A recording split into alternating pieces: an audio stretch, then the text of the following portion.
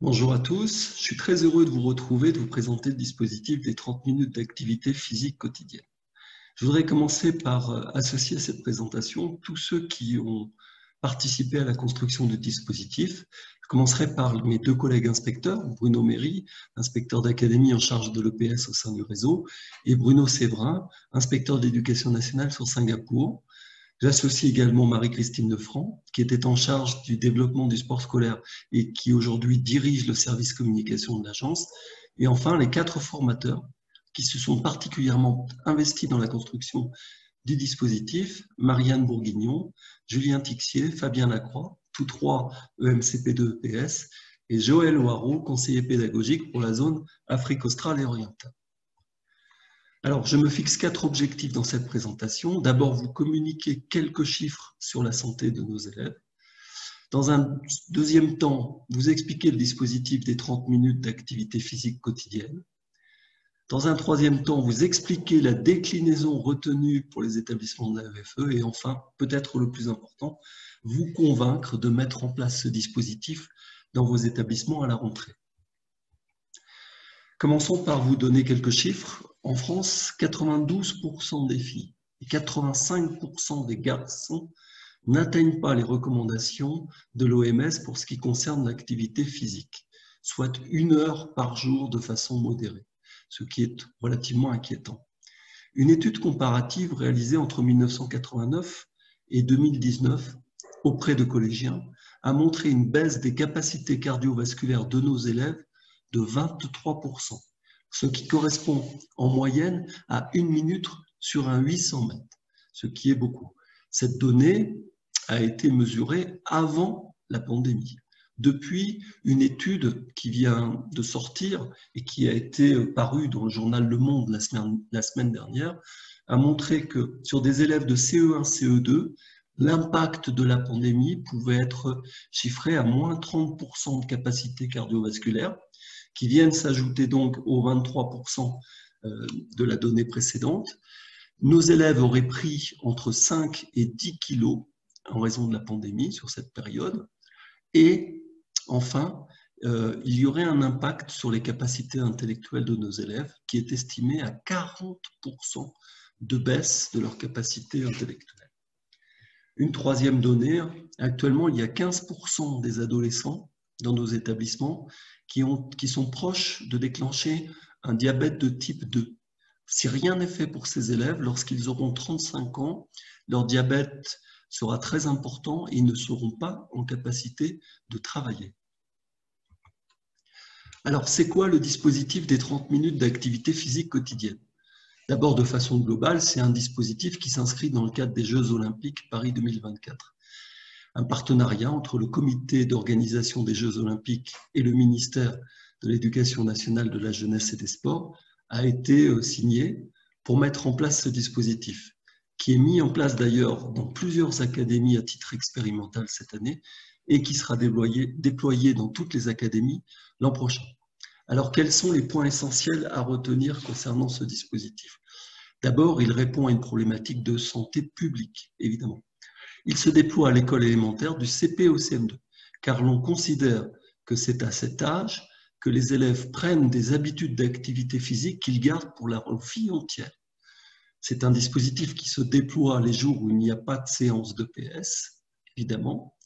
Et c'est aussi un dispositif qui ne doit pas être confondu avec l'EPS ni avec le sport scolaire.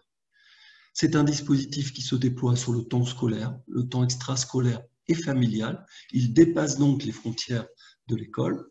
C'est un dispositif qui doit s'inscrire dans le projet d'école si vous le mettez en place au sein de votre établissement.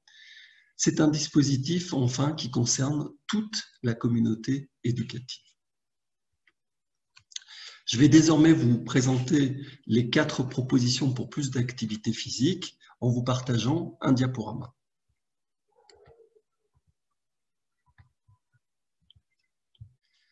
Nous avons donc retenu 4 propositions que vous voyez apparaître à l'écran et que je vais détailler dans les diapositives à venir. Des fiches activités tout d'abord, à destination des enseignants, des élèves, mais aussi des familles du réseau. Une deuxième proposition sous la forme d'un jeu de cartes. Ces 2 premières propositions verront le jour dès la rentrée. Une 3e proposition pour collecter l'ensemble des jeux de cours du monde. Un appel à projet sera lancé dans les établissements de septembre à décembre. Et enfin, un challenge des écoles qui aura lieu chaque trimestre. Tout d'abord, la première proposition des fiches activités. Elles ont été réalisées par les formateurs du réseau. Elles se comptent au nombre de 110 fiches actuellement. Elles permettent en fait d'avoir des exemples d'activités à mettre en place, soit dans la classe sur des temps de pause active qui durent 5 minutes entre 2 séances, pour permettre aux élèves de bouger et de retrouver de la concentration avant d'aborder la séance suivante, des propositions d'activités pour la cour de récréation et des propositions d'activités à la maison pour les familles.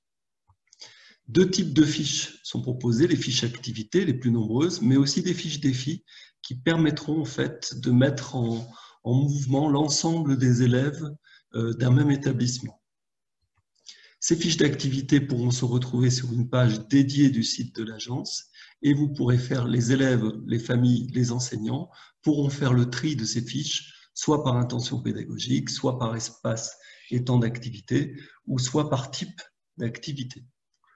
La 2e proposition qui vous est faite, je crois que vous avez tous reçu un jeu de cartes lors de ce séminaire, c'est un jeu de cartes qui permet aux élèves, à partir de contraintes, d'inventer une activité, un jeu, une activité physique qu'ils peuvent réaliser ensemble. Et ça, c'est une vraie spécificité de notre réseau, et ce sont les formateurs qui ont eu cette brillante idée. La 3e proposition, les Jeux du monde, donc un appel à projet de septembre à décembre, qui permettra en fait de recenser l'ensemble des jeux de cours du monde et de faire un recueil de ces jeux et de pouvoir se les partager au sein du réseau. Ça aussi, c'est une spécificité de l'AEFE. Et les fiches Jeux du monde se présenteront sous ce format, par exemple Pitchak, qui est un jeu traditionnel algérien pour lequel nous avons déjà édité la fiche. Et un challenge des écoles, en fait, qui permettra de conserver en fait une émulation autour de cette activité physique quotidienne avec des propositions de challenge entre les écoles qui auront lieu chaque trimestre. Bien, qu'est-ce qui a déjà été fait au sein du réseau? Alors, une présentation a été faite aux inspecteurs de l'éducation nationale qui ont eux-mêmes relayé cette présentation au directeur d'école. Logiquement, les directeurs de l'école ont organisé un conseil de maîtres dans lequel, avec leurs équipes, ils ont décidé de la façon dont ils mettraient en place le dispositif au sein de l'établissement l'an prochain. Une présentation a également été faite aux formateurs du réseau, aux formateurs du premier degré, ce qui a permis de les impliquer dans le dispositif, dans la construction des fiches activités, mais aussi de faire en sorte qu'ils maîtrisent bien ce dispositif. Alors pour conclure, j'espère avoir atteint mes objectifs et surtout vous avoir convaincu de l'importance de mettre en place les 30 minutes d'activité physique quotidienne au sein de vos établissements. L'ADEOF compte sur vous pour aider à faire bouger les élèves du réseau. Je vous remercie pour votre écoute.